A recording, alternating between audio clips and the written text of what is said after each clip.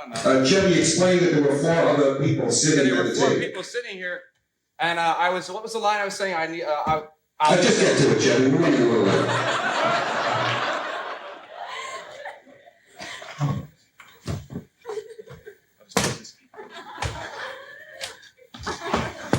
I think I can get that light bulb. Uh-oh, I've got it.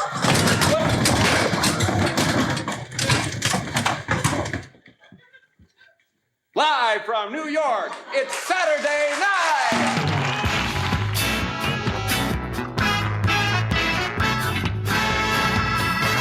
Hello and welcome to the Not Ready for Primetime podcast. We're Gary Seath and Brad Robinson. That's the news. Good night and have a pleasant tomorrow. This week we're watching. This week we're talking about season 1, episode 20, with host Dyan Cannon and musical guests Leon and Mary Russell. Brad, Dyan Cannon had a lot of fun on this show. I gave my line. I'm out. Good luck, everyone. I mean, I figured, Chevy's been trying new stuff. Why not I? Sure. What was that? Dyan Cannon? Yes, Dyan Cannon. I said she had a lot of fun doing this show. I guess. I don't know. You don't think so? I don't know. Well, yeah, she had fun. I guess she had fun, yeah. She had fun. I mean, she kept breaking throughout the show. Yeah.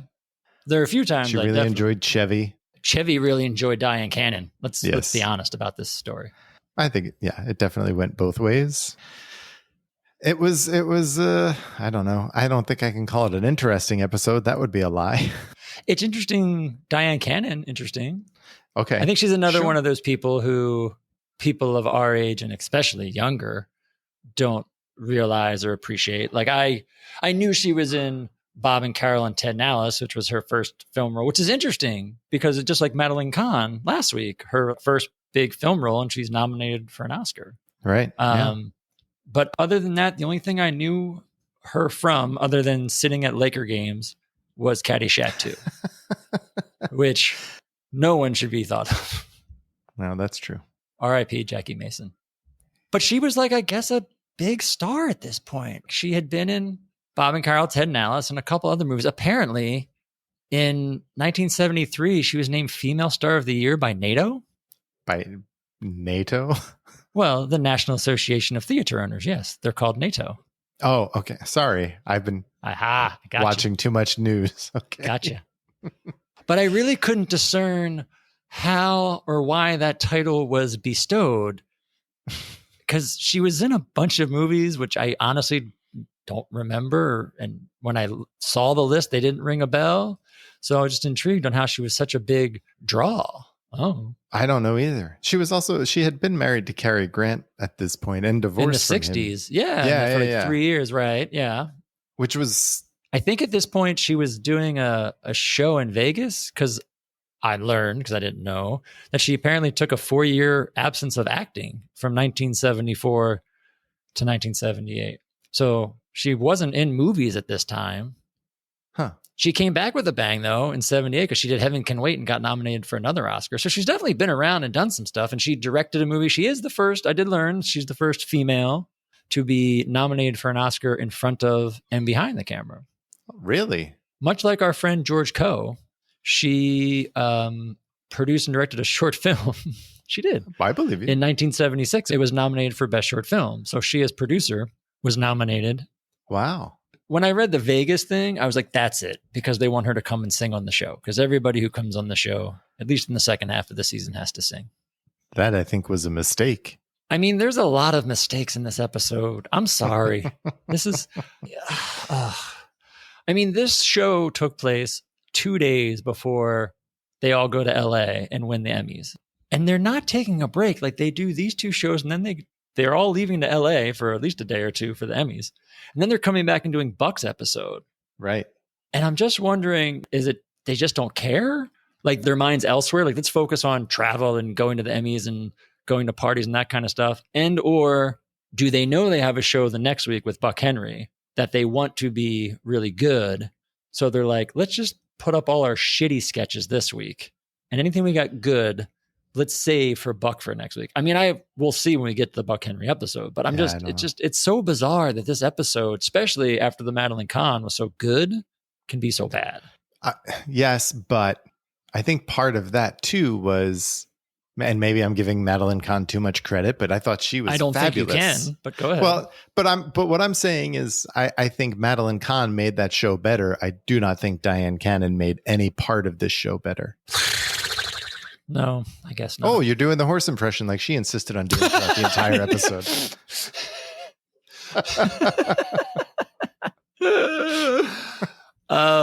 Yeah, I don't know. This is going to be interesting to get to talk about.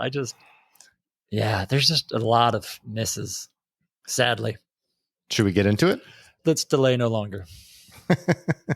So the cold open starts with Chevy right away saying live from New York, it's Saturday night. And then friend of the pod, Dave Wilson, I guess he can't be a friend of the pod if he passed away, sadly, comes on and says to Chevy that I thought this was funny. The clock in the control room was a minute fast. I agree. This was a funny, I thought this was a good open. It was funny. The idea that they mistimed the opening and that Chevy fell before they went on air. It was a fun take on the show being live, which it's fun to see them still doing that. Yeah, I thought it was a lot of fun. And he even says, like, should we bring the rest of the cast out? And Dave Wilson's like, no, they're already changing into in their next wardrobe. Yeah, they decided to recreate the fall, but Chevy by himself. So he puts the poker table back up. And of course, the 4 metal folding chairs go back up. And then he puts a wooden ladder up. That's a big ladder. It is high. Yeah. And he climbs halfway up. He's like, sure, I can get the ladder and I can fix it. And they didn't draw it out too much. It was only, 3 minutes. And he gets on the ladder and falls down. And yeah. And Dave Wilson at one point's like, Chevy, we got to get going. Move it along. Like, not only do they miss it, but then Dave Wilson now rushes Chevy through the bit, which was fun. It was fun. Dave Wilson was really good. Dave Wilson was great. He's like, no, remember you were fixing a light for the poker game? Yeah. I thought it was a lot of fun. I thought it was different. And yet, Chevy still got to do his giant fall. Yeah. The episode starts off well. It's a good open. It did. I agree. It started off very well in my mind. And then came the monologue. And then Dyan Cannon shows up. We should have prefaced or sent our apologies to Dyan Cannon fans that are listening to this podcast, because I don't think we can be too nice. You know who really liked this episode? Chevy? Dick Cavett. Because Dick Cavett was sitting at home being like, great, I'm not the worst this season. Oh, poor Dick Cavett. Well, Dyan Cannon comes on and she is very awkward. Well, the first thing I'm going to say is she comes in and there's a piano on stage. So, of course, my first note is, shit, she's going to sing. Yeah. Like, Paul Schaefer's going to strut out there and sing. And, of course, they do. Yeah. And Paul coming out was actually my favorite part of this entire monologue, because I was like, oh, good, Paul. Oh, no. Mine's at the end, but keep going. Oh, okay. So she comes out and I just found her to be so awkward at the beginning of this. It seemed like she didn't know what she was supposed to do. Like, right? She just looked confused out there. I think this was a theme. I actually wrote this as a big note for one of the last sketches of the night, but much of the night just felt unrehearsed. Like, yes. Yeah, I guess. Well, it's just so rambling. Like, there's got to be a point. Well, Paul starts playing at one point to like get her attention. So then she he's like, okay, let's move this along. Because he keeps turning around to her to like. Well, that's part of the joke, which you didn't realize, because they have a close up on him at one point where like right on his face and he's turning around. I'm like, why is there a close up on Paul Schaefer? And then it's like, then my next note is, wow, this is still going. Mm-hmm. And then finally they cut back in, and then you get the gag of her talking about how she has all her dreams come true. Every dream she's ever had come true, except for one, which was to be swept away from a man on a white horse, like riding out of the ocean and picking her up and taking her away. Right. That was the gist. No, let's go with that. And so as she's been singing this and telling it, Paul finally, which was kind of funny, gets off the piano stool and runs over and picks her up, throws her over his shoulder and runs off stage. Yeah. Yeah. Which led to my favorite part of the monologue, okay. where they cut back to the bass player and he looks at Cameron. He's like, maybe they'll be right back. Right. I thought it was one of the most uncomfortable monologues we've seen this season. It just, like I said, it just seemed like she didn't know what she was supposed to do. And then it was a song. but it wasn't because she really only sang one line. It was a very weird performance. Yeah. It's a very good point. It seemed very under rehearsed. It's a good way to describe it. Yeah. That's how I felt about much of this episode. From there, we go to our first commercial of the evening for sugar-free Zing. Zing. Lorraine is there blindfolded. As evidenced by the blindfold that says, I cannot see a thing. Pretty good. And she has 2 giant mugs in front of her, one with Zing and one with Phlegm. And was this written by Michael O'Donoghue? I feel like it was. I don't know, but I have the same I have the same note, O'Donoghue ? Because it's Lorraine by herself, and it's just that kind of absurdist, which it does. There's I think I have a lot of O'Donoghue ? tonight, but this is, I believe a satire of an actual commercial where it was apparently, and I tried looking it up and I couldn't find it, but it was a young woman that Lorraine apparently spoofs to a T. Like she does apparently a great job of this woman who was in the commercial who kept saying, I like it. I really like it. I like it. I really like it. But aside from her impression, where if you don't know the commercial, you miss it. Right. The only gag is that she's drinking phlegm, which I will admit, I chuckled when I saw the label, when they turned the glass and saw the label, but that's the only joke. Right. And then Chevy comes on and there was no reaction from her when he was like, you were drinking phlegm. Well, that's what I mean. Literally, the only joke was that she drank phlegm, not reaction, nothing. Just the fact that she drank phlegm was really all this was about. Yep. And her audio sucked, which was a bummer. Yeah. That was a problem a bunch in this episode as well. Yeah. This one was just really bad, I thought. But yeah, definitely. Speaking of not hearing. I was going to say, speaking of not hearing things, we go to a sketch where Dyan Cannon plays a person administering a hearing test to Garrett, Gilda, and Jane. And they're all, I guess, looking to be hired for some job. So she says, don't look at the other people and tell me which ear you hear the beep out of. It's a good setup. It's a good setup. Dan and John come in as robbers. They're robbing whatever this place is. Yeah, she starts giving the test, and it's like that. I don't know if kids take it now, but like when you were a kid, you'd sit there and take the hearing test. So you hear the tone, and they take their turns raising their left hand and then the right hand. And then, Dan and John come in to rob the place. And it's still at this point, I'm like, this is going to be funny because, a bunch of stuff's going to happen behind them that they can't hear, and they're not turning around, so they can't see. And since it was Dan and John, I was actually excited. I'm like, let's see where this goes. Yeah. Yeah. I agree. But I was excited to see where it goes, but it didn't really go anywhere. No. Like it all happened very quickly. The cops come, there's a shootout. Yeah, they hear the sirens, so they start raising their hands to the sirens. Right. They raise their hands to the gunfire. Dyan Cannon gets shot, and then Garrett gets shot, and then Jane gets shot, and then John and Dan get shot. And finally, Gilda's the only one left, and she's raising her hand still with the gunshots, and then she gets shot. That's it. Yeah, I explained the entire sketch. You did. My first note was I thought Jane's face was funny. Yes. When she was just because there was not much to do other than watch Jane or Gilda. So I, of course, watched Jane.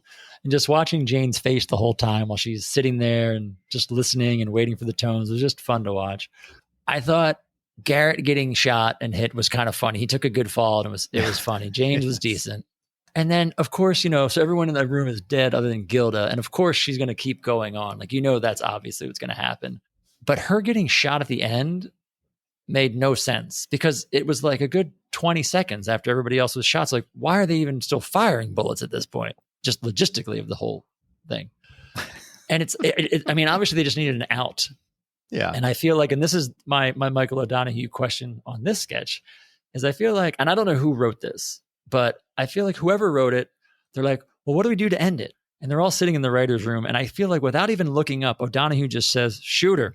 Right. Like, I feel like that's how we've got this sketch and this is what happens. And everyone's like kind of along with it and they all like the idea. And they're just like, I don't know how to end it.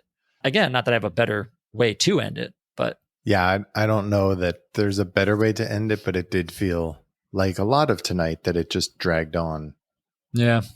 I'm very much of the opinion that the next sketch dragged on and on and on. Oh my God. There's a point halfway through I know I'm jumping ahead, but where Chevy tries to leave and Dan pulls him back. And my note was, just let him go. Like, just let him leave. End the sketch, please. Yeah. No, so the whole thing starts with Chevy laying on top of Dyan, literally. I think I know who wrote this one. I'm fairly certain I can guess who wrote this sketch. Yeah. Chevy's laying on top of Dyan Cannon and they're making out and he's all over her. And she says something about her husband coming home, whatever. And then Dan comes home, of course. And Chevy plays dead. And then they revive Chevy. And she says that he was delivering a lamp. And then it just goes on and on with Dan asking questions and bringing Chevy back. And he goes from a lamp delivery guy. Then he's like, why does it say car wash on the back of your outfit? Chevy has the line, oh, there's not really much money in lamp delivery. Yes. That was a good line. It was good. And then they somehow get to the story that he's a presidential inoculator for swine flu.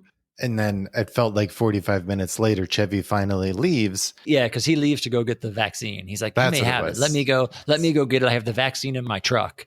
And so finally, Dan lets him go because Dan's worried he may have it.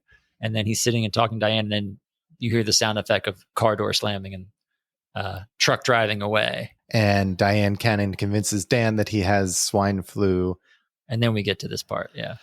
Right. And then Dan asks Dyan when he's coming back in with the inoculation. She's like, what are you talking about? And she's like, the guy that brought the lamp. And she's like, we've had that lamp for 12 years. I'm going to go get dinner. And just makes Dan seem like he's crazy.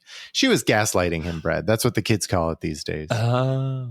Now that you say it, she was actually good at the end of this sketch. Like her performance at the end of this when she was fooling Dan was actually pretty good. I think it's because she only liked performing with Chevy. So she wasn't acting. She just wanted to get away from Dan. I guess swine flu was a big thing at the time because it's really what this whole sketch is riding on. That's the joke, that he thinks he has swine flu. Yeah. Well, the next sketch is riding on a lot of footage from Bulgaria. I only do that because my hopes got so high. My first note in all caps is Jane. She's here to save the day. I had Jane too. Jane is here to do a talk show. Thank God. We're going to right the ship. Everything's going to be okay. And then John comes on. So how bad could this be?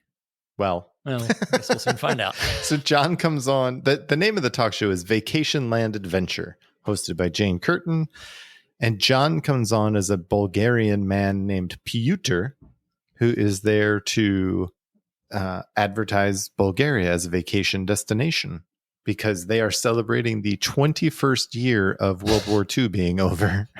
my favorite was the tagline is peace has become an adult. Oh, my favorite part was after that, because no one laughed, John had to explain it.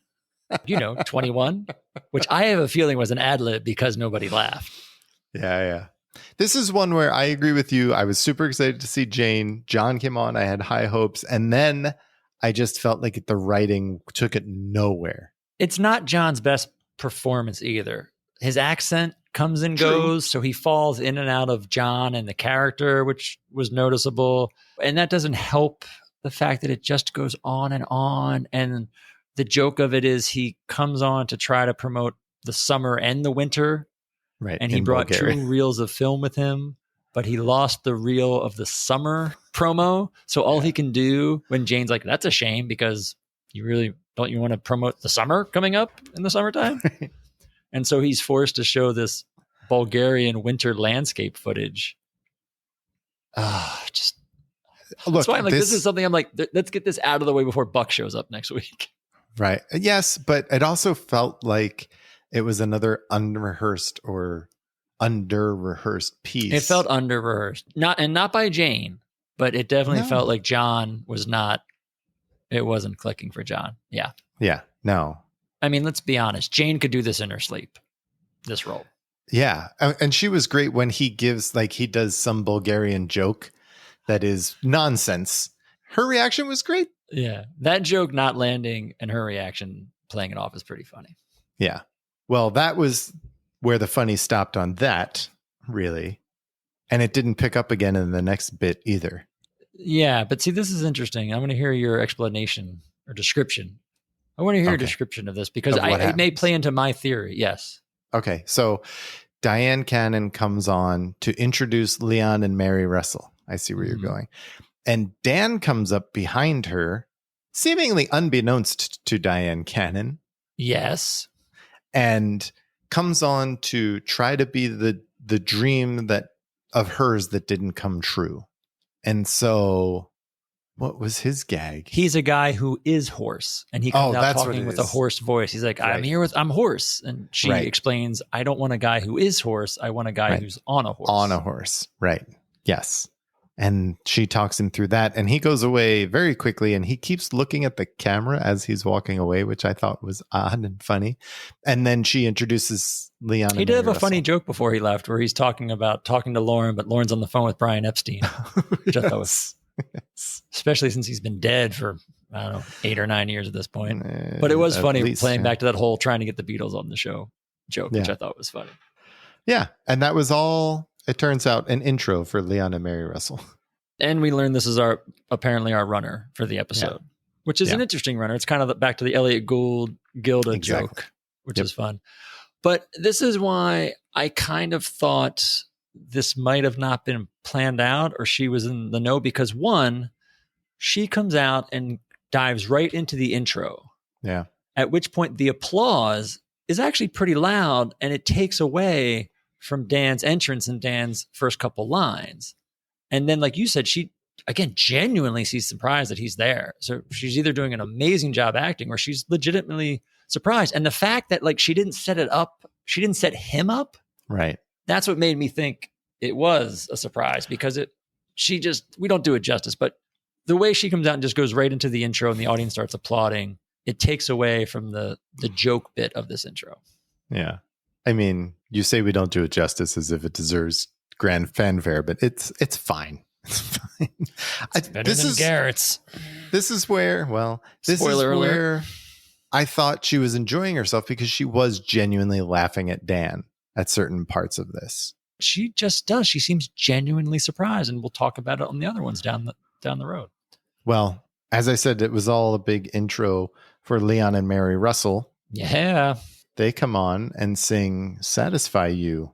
I feel like you're a big Leon Russell fan. I do like Leon Russell. I'm not a huge Leon Russell fan, but I like him. I mean, he's one of those big 70s stars that then completely disappeared. But he was like really big he played with Delaney and Bonnie in the late 60s and 70s. And we mentioned it a couple episodes ago. You know, he was the band leader for Joe Cocker, Mad Dog, and Englishman. And by this time, he'd already had 11 or 12 albums out between him or with different groups and whatnot. 4 of them had gone gold. So like Leon Russell was kind of a big deal at this point. Elton John was a huge Leon Russell fan. Oh, yeah? And then, this song Satisfy You, he and his then wife, Mary Russell, they just got married the year before. They just put an album out together called Wedding Album. And this is off that album. This was fun. I liked watching the two of them play together. I liked their band. Like, I liked this whole thing. I feel like if I was enjoying this episode more, I would have liked this performance.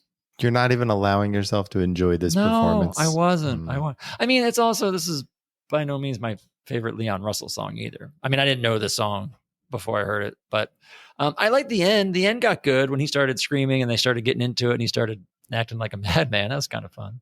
Yeah, I thought it was fun that he was on the piano, she was on the electric organ, and they're playing together. They played well off each other. I like the backup singer rocking the cowbell the whole time. That was pretty cool. It was fun. Yeah. Why wasn't it Chevy again? Leon Russell wasn't going to play with that shit. It's you know what? Well, shouldn't say that. Nope. Yeah. Wait till the second performance. Son of a. Yeah, it doesn't get great. Speaking of not great, I was not terribly impressed with Lorraine's performance at the next bit. Really? Yeah, I actually liked it. Really? I think I'm grading on a curve this episode. Okay. That's Watching Lorraine fake gross out that Buck Henry's going to be on next week was one of the more enjoyable things that I watched this episode. Well, Lorraine and Gilda come out, and Gilda starts talking to her how Buck Henry's going to host next week, and Lorraine is grossed out by Buck Henry, who then appears behind them, and he's standing there, and then when Lorraine finally sees him, she's like, "Oh, we can't wait to have you back," and that's it. That's all. It was just an intro for next week's show. Just always great to see Buck. I don't care what you say. I'm with you. And that leads into Weekend Update. Here we go again. Chevy with this is the intro. callback to my opening that I did. Yes. Just for those of you who are wondering. It wasn't all anti-Dyan Cannon. I was referencing Chevy. Yeah, we rolled through a bunch of jokes about Ford and Reagan and Carter and the FCC. And my favorite line from the whole first part had to do with the Bureau of Statistics that put out a bunch of facts and numbers. And it was The percentage 65. joke. Yeah. Yeah. That was the only one that caught my attention where I was like, I like that. I liked that joke. Because that's another one. Every once in a while, he throws one out that you could see them doing 20 years, 30 years ago. Like, Yes. you could see Kevin doing this, Kevin Nealon, Norm Macdonald, like those 90 eras guys. Because the joke being a recent National Bureau of Statistics released a 5-year survey results, and it's the percentages that have no relation to what any of the percentages mean. It's just 62%, 37%, and 5%. And that was it. Chevy gives his weekly line flub, which he corrected nicely and made funny, as he normally does. A few times this episode, but we also got our weekly throw to Lorraine, who was with Garrett. Garrett was playing a guy who works at a gas station who says he has Howard Hughes's actual will, and Lorraine calls him out on it having the wrong initial for his middle initial, blah, blah, blah. It just went on and on. It went on too long. Yes, too long. And then it goes, she throws it back to Chevy, and he just stares at the camera and gives a little smile. He's like, Lorraine Newman, and then goes right on to his next bit. It did have a good line when he's reading the will, and Garrett says, "This is the real will. Do not pay attention to the others. They are fake." Yeah. But the other 5 minutes of it were not good. Goes back to Chevy, does some Spiro Agnew jokes. Then he throws to commercial, and at first I was like, oh. No. They go back to the artist rendering gag. Yes. This time they get criticized for not covering the weather. So he goes, "Here now, tomorrow's weather." And he starts reading a weather report, and with each different condition, it cuts to the take one of the artist rendering gag, where it's the little childlike drawing is the little guy who does that drawing not look like Zweibel? It totally looks like Zweibel. Like, I kept seeing these drawings. I'm like, God damn, it looks like Alan Zweibel. And then he throws to commercial. And the first note I wrote down was, oh, this is a new pre-tape that we haven't seen.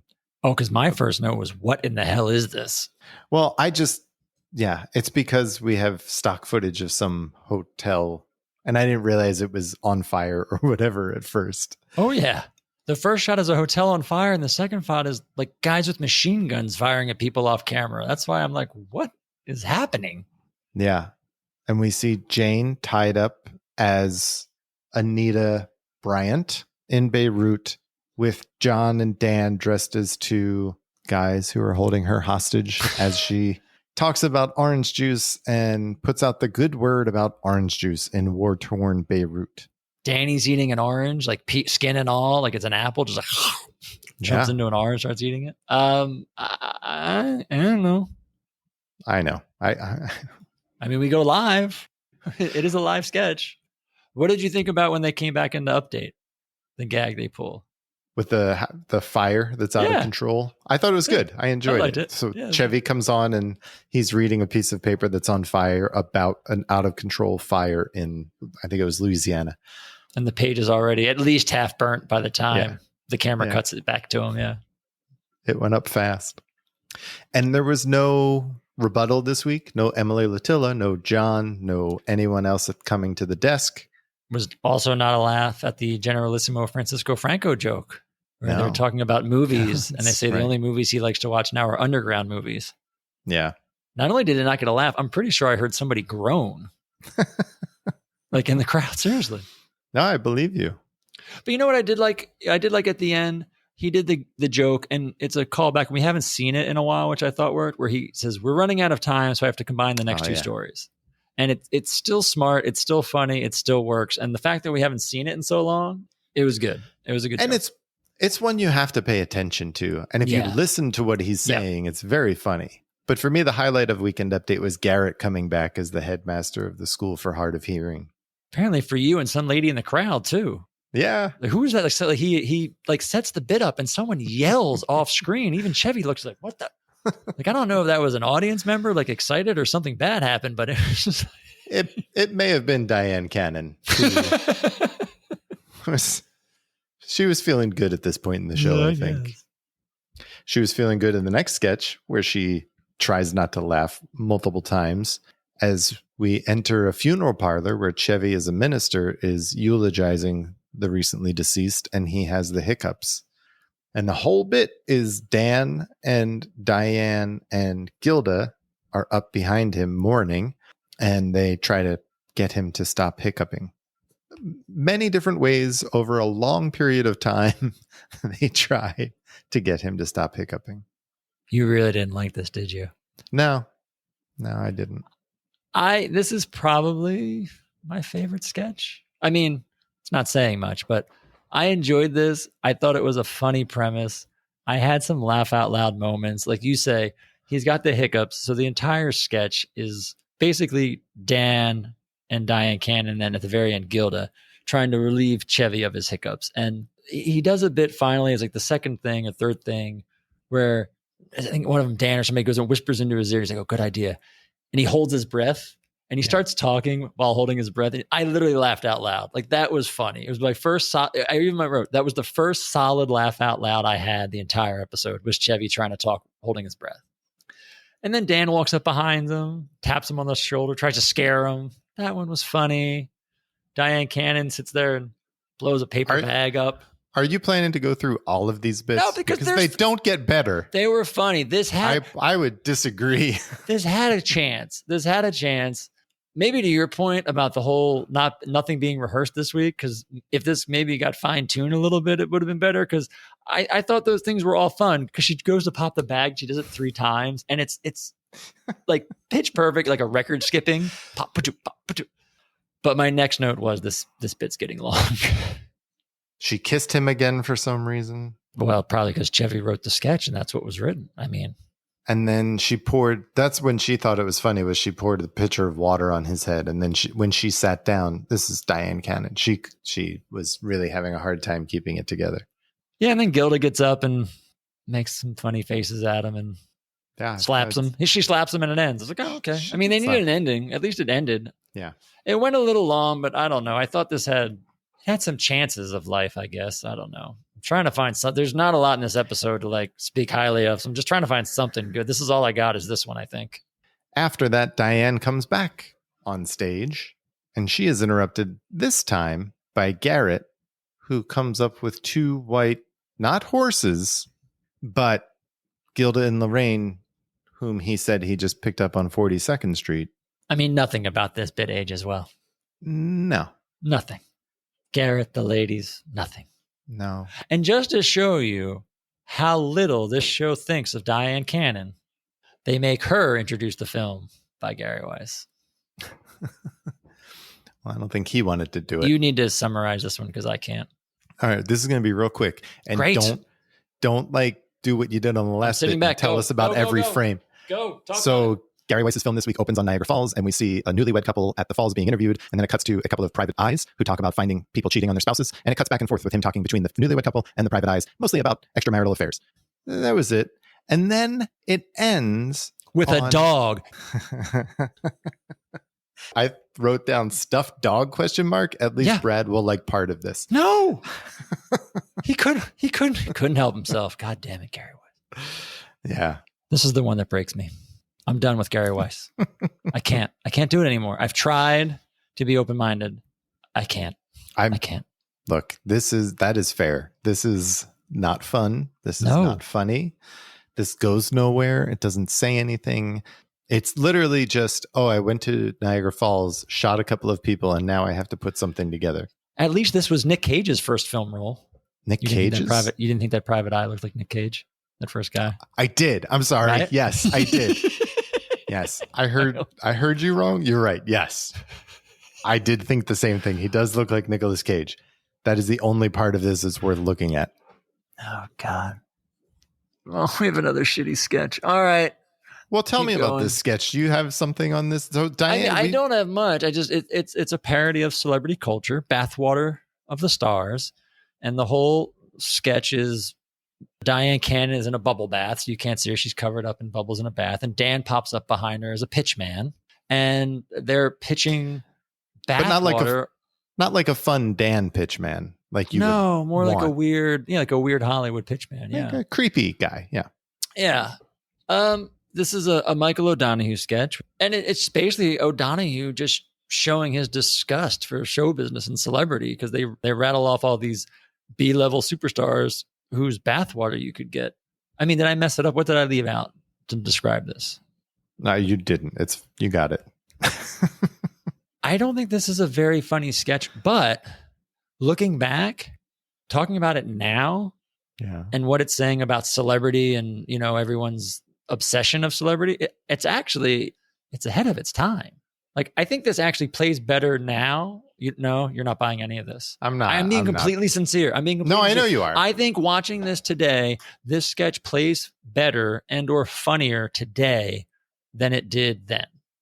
Just because of what he's trying to say and the comments they're trying to make then and how far over that hill we've gotten. No? Yeah, I mean, I think like the whole premise, the setup of this was just as relevant in 1976 as it is today. It might be more so today because of social media and everything. I don't think that makes the sketch funny. I like the concept and the premise. I get it. Like, just he didn't pull it off.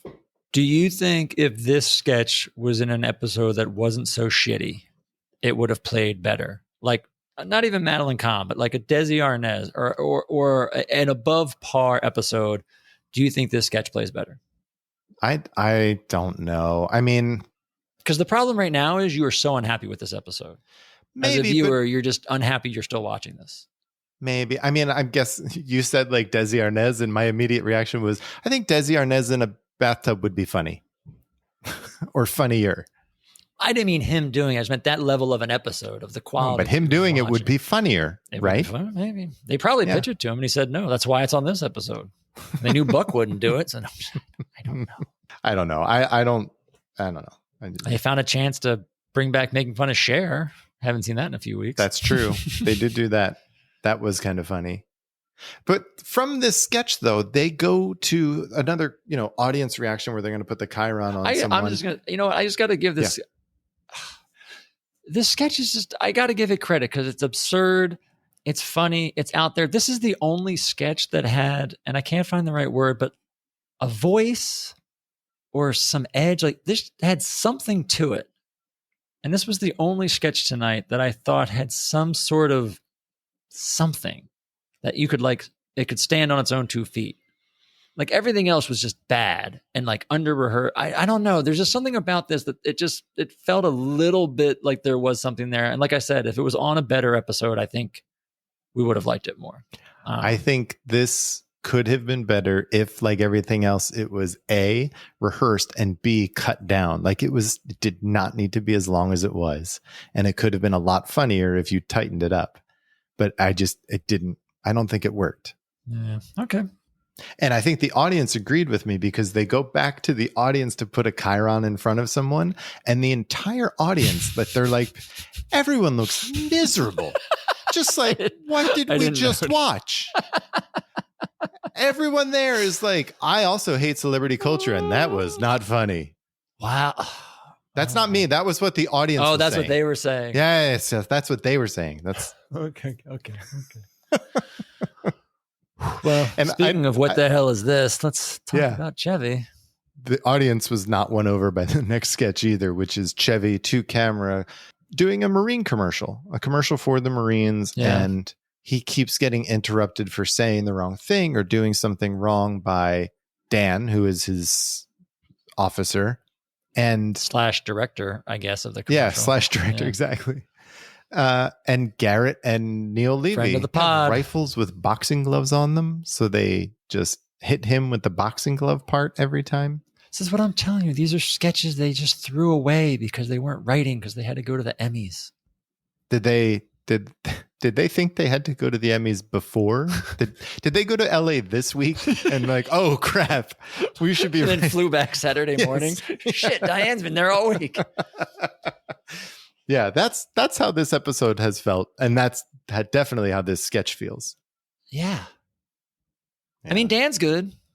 Dan is good at like the Marine Corporal Warren Oates-esque kind of guy, like berating him and yelling at him for no reason. I mean, there's no context, doesn't play well in the rest of the sketch, but as one character in it, he's good. Yeah. Yes. And then just plays off. It just like fades off, like, you know, with the commercial fades out. And it's like another sketch with no end again tonight. Well, all right. The only fun part of this show is coming back, in my opinion. That's another number from Leon and Mary Russell. But they come on and perform the song Daylight, which is a cover. Bobby Womack song. Yeah. But I thought this song was a lot of fun when I first started listening to it. And as they progressed, I enjoyed it. I enjoyed the guitar solo at some point in this song. Oh, yeah. And then all of a sudden, Belushi shows up as Joe Cocker again. And I understand Leon Russell used to play with Joe Cocker. Fine. But I just felt, I don't know. I'm not a Leon Russell fan. I like Leon Russell, but I felt disrespected for him that John came on and did this. And he didn't look too amused either. No, I can't read his reaction. When John comes out, I couldn't read Leon Russell's reaction because he does not look amused. No, I did not think so at all. John comes out and sings a couple lines as Joe Cocker, and he stumbles through the line. She came in through the bathroom window and then pours the beer and falls flat. And even I, with every bone in my body, love John Belushi, has to admit that this is the definition of forced. Like, there is no need for him to be out there. It doesn't add anything to it. It's not funny. We've seen it before. And to your point, like, even Leon Russell's like, what the hell's going on?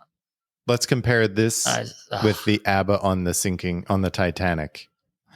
How? I mean, go ahead, but I don't know. No, because you have these two musical guests that you try to bring a comedy bit into in the middle of their number or around their number, right? And like, I don't know.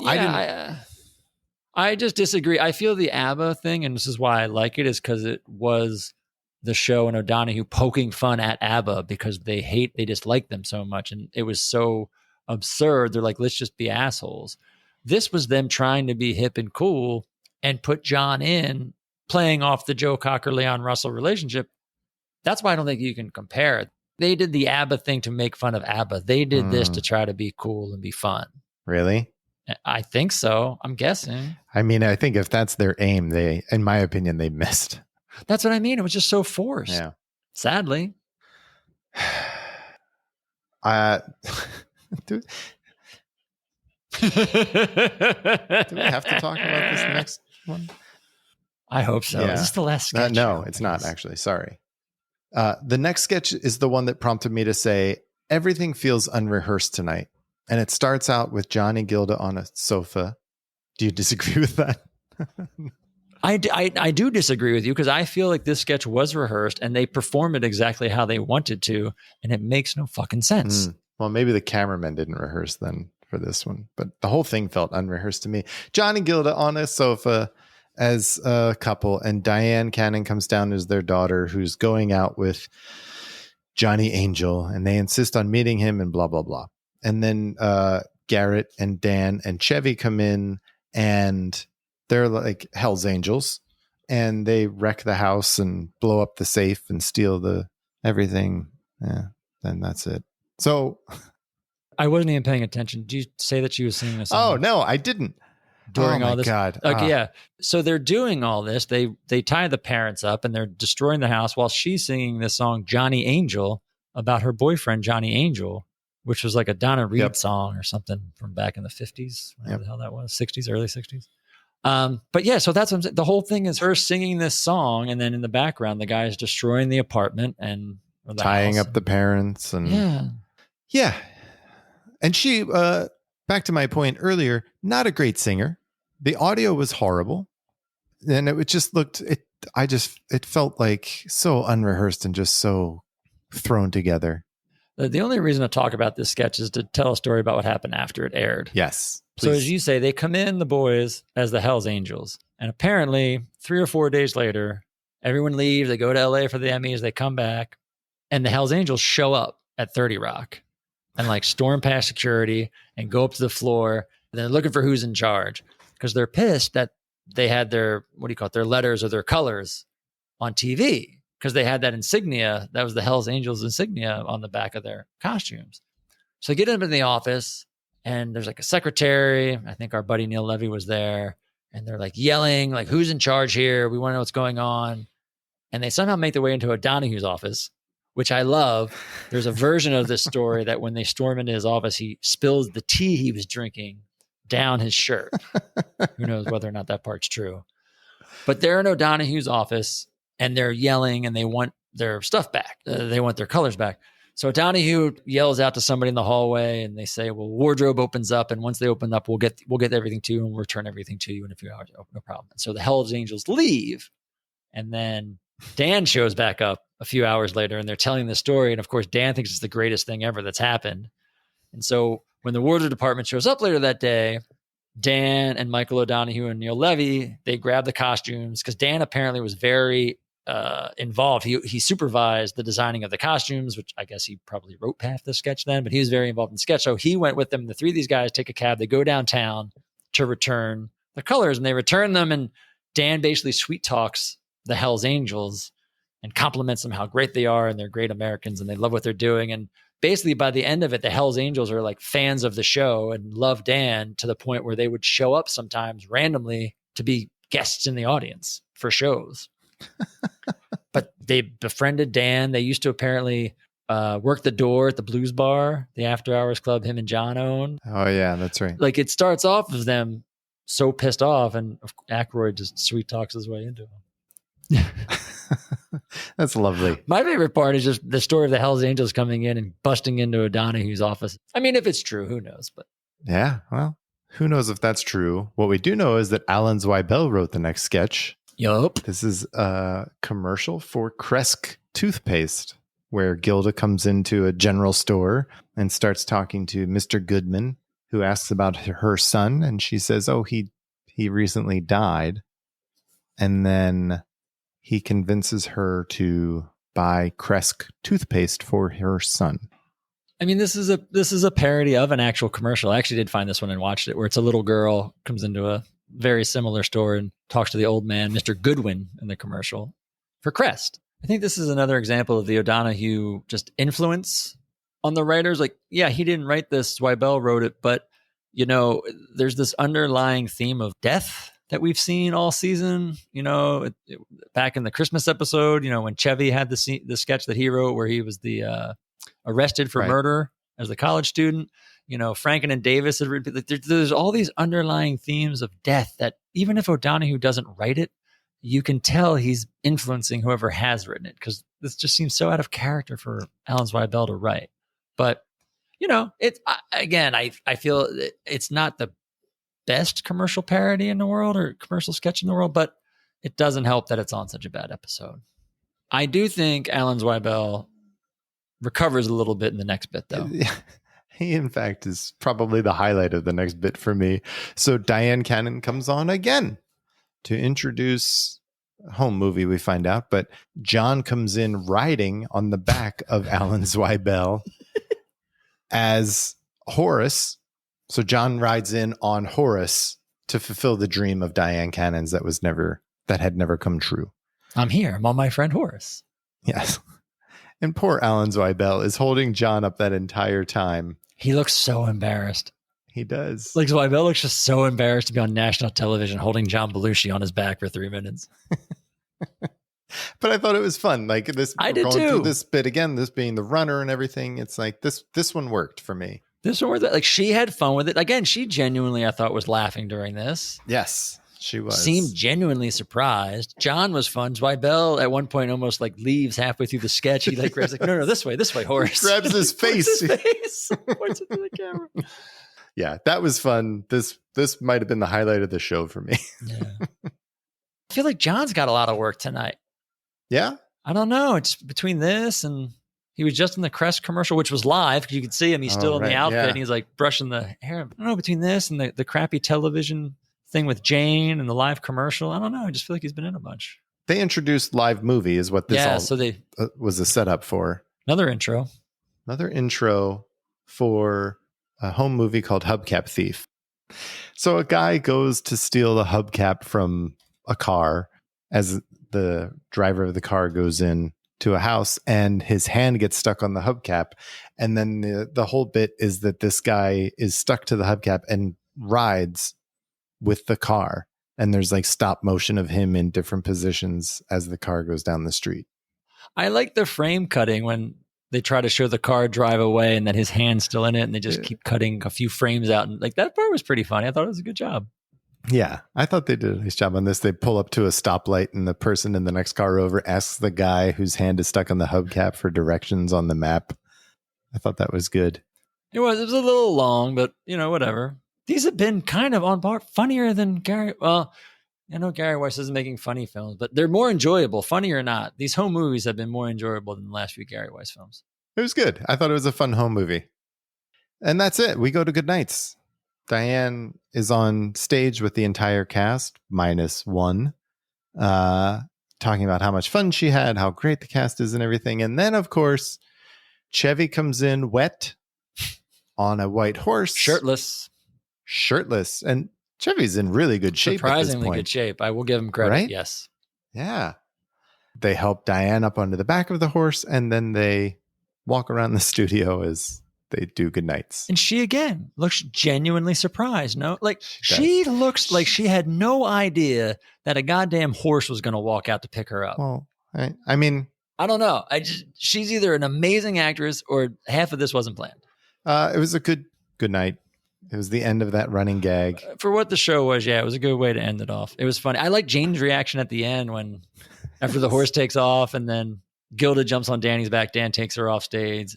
John comes in the front. Garrett jumps on his back. He walks on stage. Jane's left and she looks at Lorraine like, I ain't carrying you. And they were not amused by Garrett and John going out together. Like Jane just had this look where she was like, Jane's got to look like I told him in dress this wasn't funny.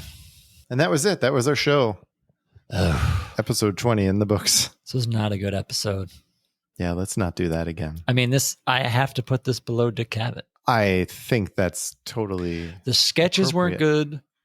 The performances in the sketches weren't good. I hate to say it. I don't think the host was very good. No, and aside from the runner, where she seemed genuinely surprised and enjoyable, she never looked comfortable. She never looked comfortable in anything that she did. I think she was having fun. That's the thing. In the funeral sketch that you loved, and I didn't. We're going to play that at your funeral. That's what we're going to play. I was critiquing on a scale. No. But your favorite sketch of the season, the funeral sketch, she was laughing when she was doing it. She was. So I think she had fun. She did. No, she did. You're right. I'm sorry. She did. Not that she was, I don't think she was comfortable because it didn't seem rehearsed. It didn't seem well written. It just seemed like, I don't know. But I mean, they can't all be winners. Sometimes you're going to get a dud. And unfortunately, this was a dud. They happen. There's no, I'm not trying to harp on it and be mean about it and say it's somebody's fault. Every once in a while, one's not going to hit for whatever reasons. I do have a feeling, I think the Emmys played somewhat into this. The fact that there was other stuff on people's mind other than writing a sketch show that week and knowing the fact that they all respect and admire Buck Henry and they knew they were going to be away for 2 or 3 days, whatever, and have to come back and put a show on with Buck Henry.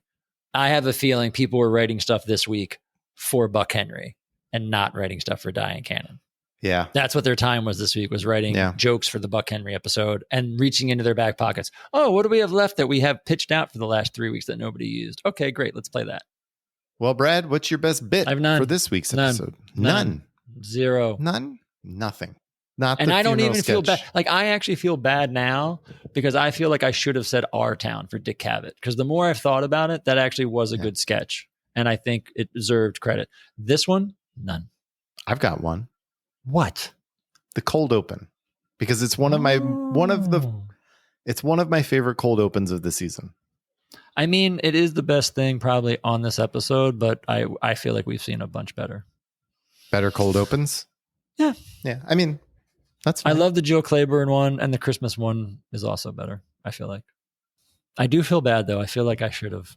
I want to retroactively put Our Town in Best Bits. We'll send that to the board and see if they'll allow it. But congratulations to Dick Cavett. You are no longer in last place. I'm sure he's happy about that. Well, next week, we'll be talking about season 1, episode 21 with host Buck Henry and musical guest Gordon Lightfoot. So until then, good night and have a pleasant tomorrow. Good night and have a pleasant tomorrow.